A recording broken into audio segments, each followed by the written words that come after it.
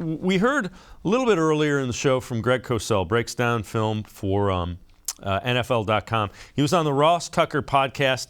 This is what he talked about when he sees Deshaun Watson, what he sees from him as a quarterback.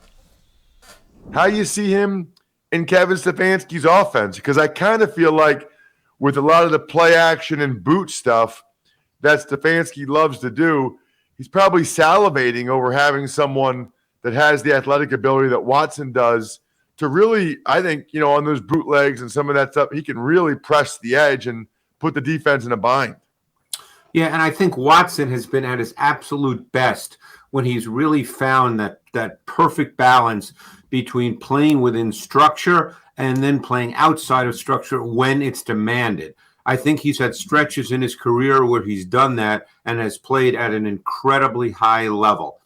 I think he's also had moments in his career where he's left the pocket too early, left throws on the field. Now, he played in Houston behind an offensive line where I'm sure in his head he probably at times anticipated pressure and perceived pressure that wasn't really there.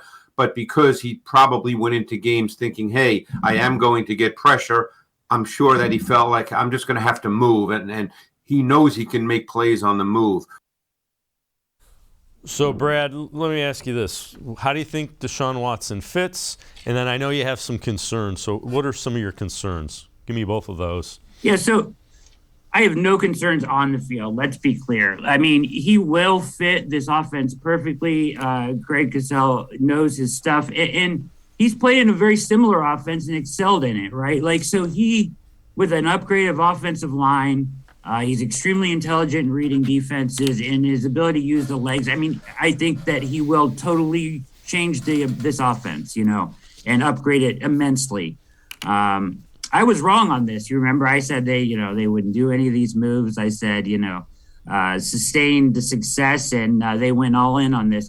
My concern is not on the field at all. And I think Greg is absolutely correct about his ability to enhance the Browns offense. But my concern, I guess, is when will he get on the field? I guess at the press conference, which was very uncomfortable and for lots of good reason, right? But my concern is his doubling down on, I'm going to fight all 22 cases. I would want to have asked him, Dave, if it means getting on the field sooner, would you consider settling and moving on with your life? Like, a lot of people are going to feel this way about you either way. Even if you fight all 22, some of you are still going to think you're guilty. At what point? It kind of feels like he took a big gray cloud and just moved it over from Houston to over Cleveland right now.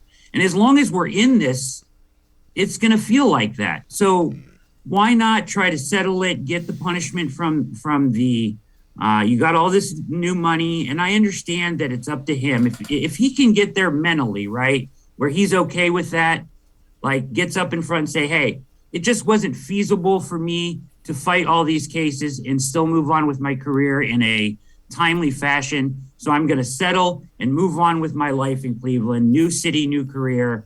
That just seems to make more sense to me than dragging this out, which could take a long, long time before he gets on the field if he's really going to fight all 22 cases, Dave.